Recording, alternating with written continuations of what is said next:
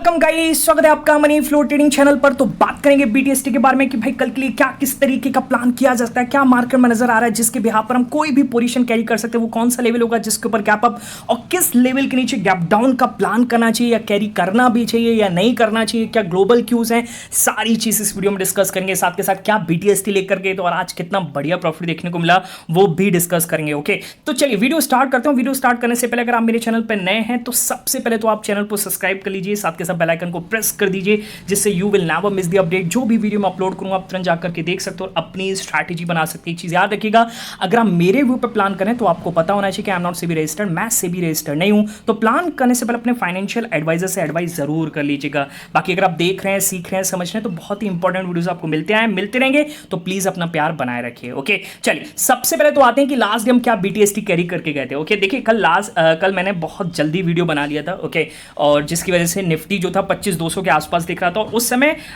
एक न्यूज़ भी आ रही थी कि भाई ईरान ने जो वायलेशन किया है, सीज फायर का वायलेशन किया है, जिसकी वजह से क्रूड ऑयल में एक टिक आया था। ओके, पर मैंने आपको क्लियरली बोला था कि भाई सीज फायर हो चुका है, वही चीज़ हो रही है जो इंडिया पाकिस्तान के बीच में सीज फायर होने के बाद पाकिस्तान ने दोबारा हमला किया था। ठीक है, और उसके बाद मार्केट देखिए, अच्छा मार्केट फिर भी क्यों गिरा, देखिए आपको पता होना चाहिए कि भाई सेंसेक्स की एक्सपायरी काफ़ी वॉलेटाइल होती है। ठीक है, और उसकी वजह से क्या होता है कि मार्केट में एक अप मूव डाउन मूव दोनों तरफ के आते हैं, क्योंकि हैश फंड्स जो होते हैं वो भी एक्टिव रहते हैं और सबसे ज़्यादा वॉल्यूम रहते हैं ट्यूसडेज को। ओके, तो उसकी वजह से एक वो फैक्टर हो सकता है जिसकी वजह से निफ्टी की क्लोजिंग निफ्टी 25,000 के अप्रॉक्स आया और क्लोजिंग के टाइम पर 25,060 25,070 के आसपास एक तरीके से ट्रेड कर रहा था। ओके, तो कहने का मतलब क्या है, कहने का मतलब ये है कि हम यहाँ से भी बीटीएसटी कैरी करके गए और आज मार्केट ने एक बढ़िया गैप अप दिया। बढ़िया गैप अप का मतलब जो मैं ऑप्शन लेकर के गया था उसमें 25 से 30 पॉइंट का ऑप्शन प्रॉफिट देखने को मिला, बहुत ही अच्छा प्रॉफिट था। ठीक है, डिसेंट। आप देखिए परसों तो काफी अच्छा हुआ था, पर उसके कंपैरिजन में आप कह सकते हैं कम हुआ पर प्रॉफिट तो हुआ। ओके, ठीक है, अब आपका कितना प्रॉफिट बना बिल्कुल कमेंट सेक्शन में जरूर बताइएगा। ओके, चलिए अब कल के लिए कैसे प्लान करना उसको डिस्कस करेंगे, फिर लाइव मार्केट हमने क्या डिस्कशन किया और मार्केट को कैप्चर करने की कोशिश करी। तो राइट हैंड साइड पे देखिएगा, देखिए राइट हैंड साइड पे आपको पहला पिक दिख रहा होगा, किस तरीके से हमने मोमेंटम को यहाँ पर बनाने की कोशिश करिए। पहला लेवल आपको दिख रहा है निफ्टी में 25,165 के ऊपर अपसाइड मूव पॉसिबल। इसको नीचे ले आता हूँ, 25,165 का लेवल ये है। ठीक है, यहाँ अब देखिए मैंने कितने बजे बोला है, 9:25 के आसपास, 9:25 का मतलब है इस कैंडल के आसपास मैंने बोला है। ठीक है, और यहीं पर जब इसने ब्रेक किया हमने प्लान किया, थोड़ा सा नीचे आया, अब 25,165 से 25,160 तक आया, पर मार्केट वहां से चलने लगा और ऑप्शन में भी तेजी दिख रही थी। ओके, और एक फर्स्ट क्लास मूव देकर के गया, ये 25,200 25,195 के आसपास हमने फुल क्वांटिटी बुक कर लिया था, क्योंकि भाई 200 का रेजिस्टेंस भी यहाँ पे काम कर सकता है। ठीक है, तो ऑप्शन की बात करें कितना मूव मिला, तो 20 से 25 पॉइंट के आसपास का मूव मिला और 17 से 18 पॉइंट पर हमने कुल उनमें से कैप्चर किए। तो ये कह सकते हैं कि अब देखिए कोई बड़ा मूव तो नहीं था, जो आ रहा था वो हम कैप्चर कर रहे थे। ओके, और बैंक निफ्टी भी इस टाइम पर चला तो उसके बाद साइडवेज हो चुका था। अगला देखिएगा, अगला क्या कह रहा है, निफ्टी में 25,115 110 115 के ऊपर अपसाइड मूव पॉसिबल। इसको मैं मार्क कर लेता हूँ, इसको ऊपर ले आता हूँ, 25,210 15 ये रहा। ओके, इसको मैंने मार्क किया। ओके, अब इसके ऊपर हमारा अपसाइड प्लान था और मैंने नीचे लिखा है कि फटने वाला है, 12:59 के आसपास बोला है, यहां कहीं मैंने बोला हो और देखिए क्या फटा है मार्केट, एक जबरदस्त मूव देकर के गया। अब पूरे दिन में जो बढ़िया मूव मिला है वो यही मिला है, 30 से 35 पॉइंट का मूव वन वे में मिला है और आप कह सकते हैं दिन का बहुत अच्छा ट्रेड ये रहा। ठीक है, ओके, आपने क्या बनाया कमेंट सेक्शन में जरूर बताइएगा। ओके, तो ये हमारे कुल मिलाकर के और भी हमने लेवल पकड़े, पर उस पर 10 पॉइंट मिले, फिर 10 पॉइंट चले गए तो सीटीसी निकलना पड़ा, तो कोई बड़ा मूव नहीं मिला, बड़ा मूव यही मिला था। और एक और पिक दिखाता हूँ राइट हैंड साइड पे, आज ये बीटीसी यूएसडी का जो ट्रेड है, ओके, बढ़िया प्रॉफिट देखने को मिला आप कह सकते हैं। ओके, और लगभग अच्छा देखिए अब ये क्या है, अब ये चीज़ भी आपको समझना बहुत ही ज़रूरी है कि भाई 2 दिन से बहुत अच्छे मूव्स आए हैं, जिसमें हमें 10,000 पे हमारे 3 लाख तक बनाया। ओके, जो मैंने आपको स्क्रीनशॉट शेयर भी किया था। ओके,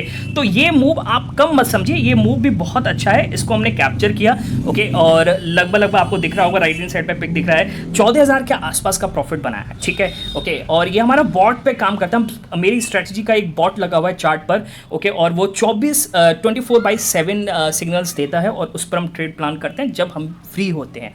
ठीक है, अब रात भर तो नहीं कर सकते हाँ, बाकी कुछ मेंबर्स मेरे आउट ऑफ द कंट्री है पर वो वहाँ पर करते हैं ओके, और स्कैल्पिंग करते हैं। उनको लगता है कि यहाँ पर एक बड़ा मूव बन सकता है तो पोजिशनल भी बैठते हैं और बढ़िया प्रॉफिट कमाते हैं ओके। यही सब अगर आपको सीखना है, समझना है कि इंडियन मार्केट में किस तरीके से मोमेंटम लेवल सेंटिमेंट्स पर काम किया जाता है ओके, क्रिप्टो में कैसे काम किया जाता है, तो उसकी आप क्या करेंगे, आप टेलीग्राम चैनल ज्वाइन कर सकते हैं। और ज्वाइन करने का तरीका है कि आपको क्या करना है, आपको जाना है डिस्क्रिप्शन और डिस्क्रिप्शन से जाकर के ज्वाइन करना ओके। सर्च मत कीजिएगा क्योंकि बहुत सारे फेक चैनल्स अवेलेबल हैं। क्लियर, बात समझ में आ गई। चलिए अब आते हैं कल के लिए क्या प्लान। तो सबसे पहले तो न्यूज़ को डिस्कस कर लेते हैं। देखिए कल क्या क्या न्यूज़ आई और क्या क्या जिसकी वजह से मार्केट में प्रेशर भी बना। और शाम को देखें तो यूएस मार्केट काफ़ी अच्छा चला, ठीक है। लगभग 1.25% के आसपास डाउ जोन्स में तेजी थी, S&P भी 1.25% के आसपास और 1.5% के आसपास नेस्डेक में तेजी थी ओके। और वही चीज़ हुई जो अपने मार्केट में हुई थी, सीज फायर का फाइनल हुआ, सीज फायर दोनों के देशों के बीच में, और एक बढ़िया मूव यूएस मार्केट में भी बना ओके। अच्छा क्या हुआ था, सबसे पहले तो उसको डिस्कस कर लेते हैं। देखिए ये हुआ था, अच्छा ये न्यूज़ बाद में डिस्कस करेंगे। इस न्यूज़ को आप देखते हैं, समझने की कोशिश कीजिएगा। जब ईरान ने हमला किया, ठीक है, ईरान ने सीज़ फायर के बाद भी हमला किया, तो एक न्यूज़ यहाँ से बनती हुई ये नज़र आई कि भाई सीज़ फायर का जो है वो यहाँ पर उल्लंघन हो चुका है, ठीक है, ये न्यूज़ बनी ओके। अच्छा फिर यहाँ पर इजराइल ने कहा कि भाई इसके कॉन्फ्लिक्ट हुआ है और इसको हम रिटेलिएट करेंगे।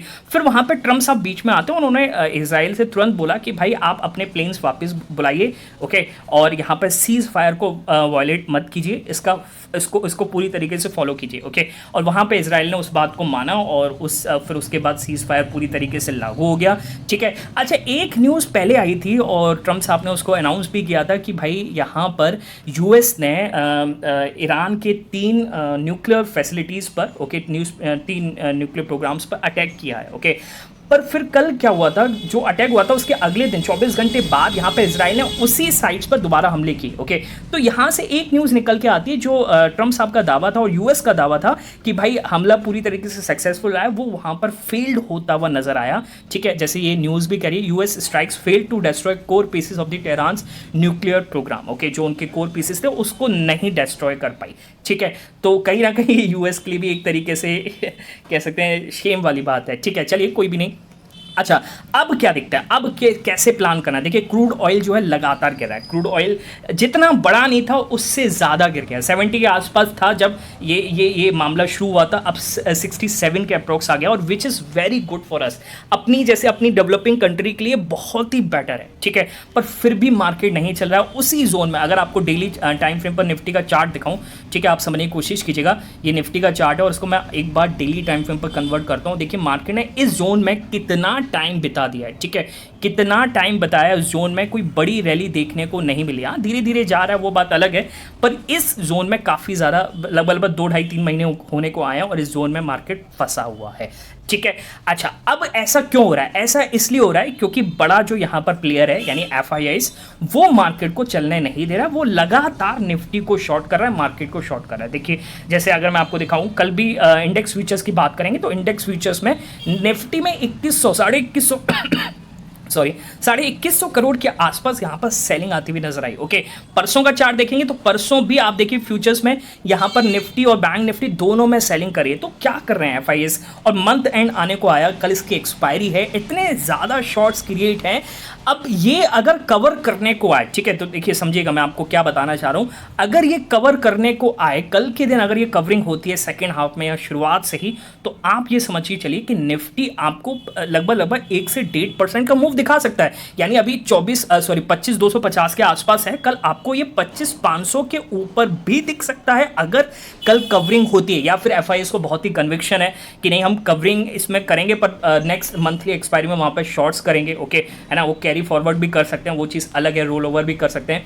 तो कहने का मतलब क्या है, मेरा कहने का मतलब ये है कि वो गिराने की कोशिश कितनी भी कर लें, ठीक है, पर मार्केट वहाँ से बार बार रिकवर ही हो रहा है, ठीक है। अब रिकवर हो रहा है तो एक टाइम के बाद तो उनको अपनी पोजीशन काटनी पड़ेगी, वो जब पोजीशन काटेंगे तो आपको बड़ा मूव मिलेगा, ठीक है, बात समझ में आ रही है। तो आज का दिन तो ठीक है, जो हो गया हो गया, कल का दिन मुझे नहीं लगता कि साइडवेज जाएगा, आपको एक बड़ा मूव दिखेगा, चाहे सेकंड हाफ में देखे, ठीक है, चांसेस ज़्यादा है, पर भाई ट्रेडिंग है, कब को कुछ भी हो जाए, किसी को कुछ भी नहीं पता, ठीक। चलिए अब किस तरीके से प्लान करना चाहिए। अच्छा एक और चीज़ मैं दिखाऊं कि आपको पता होना चाहिए कि फ्राइडे को एक बड़ा डेटा US मार्केट से आने वाला है, which is PCE data, okay, और फेड की और यूएस गवर्नमेंट की काफ़ी ज़्यादा इस पर नज़र रहेगी, ओके। तो एक वॉलेटाइल सेक्शन फ्राइडे के दिन वहाँ हो सकता है। और अभी किस तरीके से क्यूज मिल रहे हैं यूएस फ्यूचर से, तो यूएस फ्यूचर्स आपको यहाँ पे शांत नजर आएंगे, क्योंकि अब कोई यहाँ पर क्यों नजर नहीं आ रहा है, ठीक है, क्लियर है, ओके। ये चीज़ आपको बताना देखिए, डाउ जोन्स फ्यूचर्स बिल्कुल फ्लैट है, S&P भी फ्लैट है, नैस्डैक भी पूरी तरीके से फ्लैट है, ओके।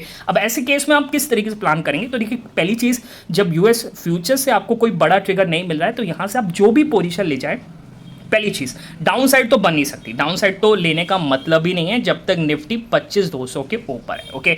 अब कितनी क्वांटिटी ले जानी चाहिए, देखिए क्वांटिटी आप अपने रिस्क को मैनेज करके, जो आज आपको प्रॉफिट हुआ उस पर ही लीजिएगा, और कम से कम ले जाने की कोशिश कीजिएगा, क्योंकि पूरे ग्लोब के पास है ना, अब तो वो हो गया जो हो गया, ठीक है, पर यूएस से फ्यूचर से भी कुछ नहीं मिल रहा है, ओके। और ऐसी कोई न्यूज़ भी नहीं है जो आज शाम को आए, तो कोई बड़ा गैप अप या फिर बड़ा गैप डाउन दिखे उसके चांसेस बहुत कम दिखते हैं, ठीक है। तो पोजीशन को कम से कम ले जाएं, और ले जाना क्या चाहिए, तो मेरे हिसाब से देखिए निफ्टी अगर 220 के ऊपर है, 25,200 के 20 के ऊपर है, तो यहां से आपको गैप अप का ही प्लान करना चाहिए। गैप अप में ही आपको एक तरीके से चांसेस हाई है कि मार्केट गैप अप दिखा सकता है, ठीक है। बाकी डे एंड पर कुछ भी चेंज होता है डेटा में तो मैं अपने टेलीग्राम पर इन्फॉर्म कर दूंगा, आप डिस्क्रिप्शन से जाकर के ज्वाइन कर सकते हैं, क्लियर। चलिए मिलेंगे नेक्स्ट वीडियो में, तब तक के लिए बाय बाय, टेक केयर।